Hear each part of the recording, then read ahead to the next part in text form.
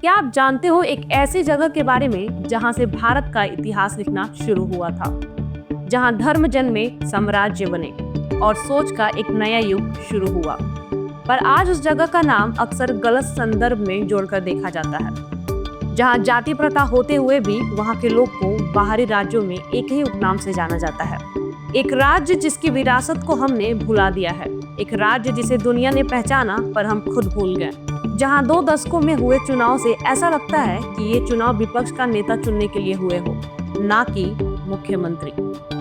जी हाँ, हम बात कर रहे हैं बिहार की। ये बिहार तब से है जब हजारों साल पहले दुनिया जंगलों में थी। गंगा के किनारे एक नई सभ्यता पल रही थी, मगध।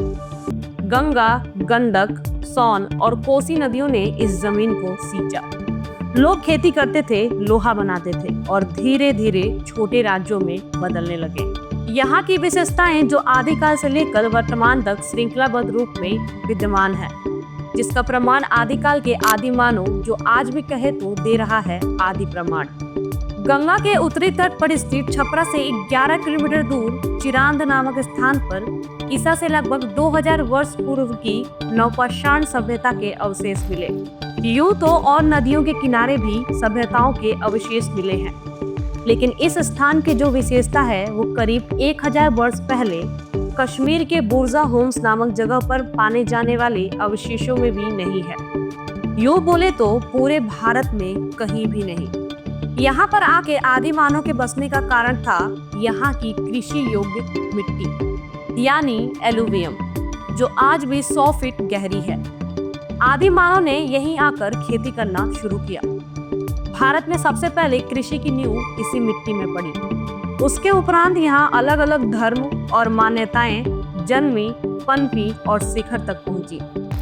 अंतः सलीला फाल्गु के किनारे बिहार का वैदिक कालीन नगर गया।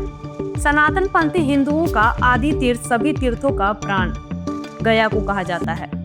यहीं पे एक राजकुमार सिद्धार्थ गौतम एक वृक्ष के नीचे बैठे और बन गए बुद्धा। इन्हीं जनपदों में से एक था मगध, जो आगे चलकर बन गया भारत के इतिहास का पहला महान साम्राज्य।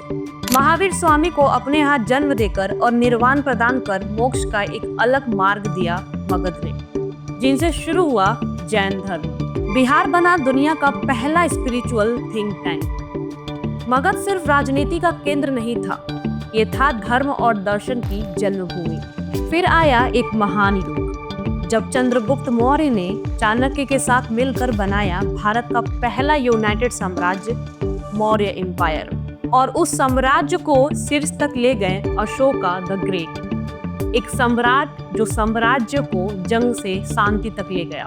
कलिंग का युद्ध जीतकर उन्होंने अपनी जीत का मतलब ही बदल दिया। उन्होंने अपना जीवन बुद्ध के संदेश को फैलाने में लगा दिया।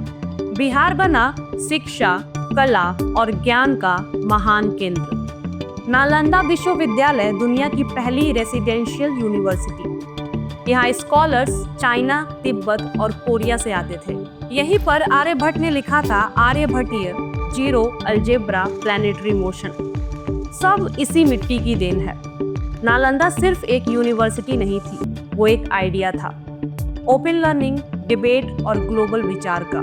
गुप्ता के बाद पाल राजवंश ने धर्म और ज्ञान की आग को जलाए रखा, पर बदलते समय के साथ आए आक्रमणकारी अफगान, तुर्क और फिर मुगल। बिहार भी बना उनका मैदान और शुरू हुआ एक नया युग, तलवार और ताकत का। मगर बिहार ने हर युग में अपनी विरासत को संभाले रखा, चाहे वो इंडो इस्लामिक आर्किटेक्चर हो या कल्चरल फ्यूजन। फिर आए अंग्रेज, जिन्होंने जमीन ली, पैसा बनाया, पर बिहार के लोग चुप नहीं रहे।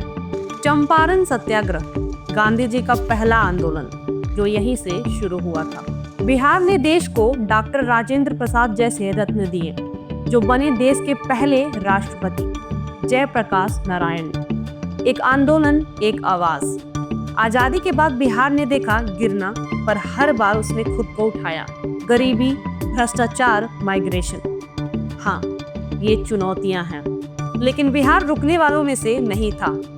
टूरिज्म, इंफ्रास्ट्रक्चर, एजुकेशन, नए प्रोजेक्ट्स चल रहे हैं। नालंदा को दोबारा खोला गया है। एक नई पहचान बन रही है। जो कभी विश्वगुरु था वो फिर से अपना रास्ता ढूंढ रहा है। ये सिर्फ एक राज्य नहीं, ये भारत का एक जीवंत इतिहास है। बिहार, यहाँ ग्रामीणों के जीवन को लोकतांत्रिक आधार देने के लिए 1948 में पंचायती राज की स्थापना हुई। फिर 1952 में विनोबा भावे का भूदान आंदोलन हुआ, जिनमें लोगों को जमीन आवंटित की गई। 1956 में बिहार के कुछ हिस्से को पुनर्गठन के चलते बंगाल को दे दिया गया। परिवर्तन प्रकृति का नियम है। लगभग 90 वर्ष कांग्रेस को देने के बाद प्रकृति ने देश को एक दलीय शासन से बहुदलीय शासन के दौर में पहुंचाने की आवश्यकता महसूस की। प्रकृति अपने तरीके से काम करती है और एक अनुकूल वातावरण तैयार हुआ स्वाधीनता की दूसरी लड़ाई के लिए। और जिस जगह लोकतंत्र का पहला स्वरूप मिला था, उसी जगह के एक व्यक्ति को चुना। 72 वर्ष के जयप्रकाश नारायण, जिन्होंने पटना के गांधी मैदान से मात्र सत्ता परिवर्तन का नहीं परंतु संपूर्ण क्रांति का आह्वान किया।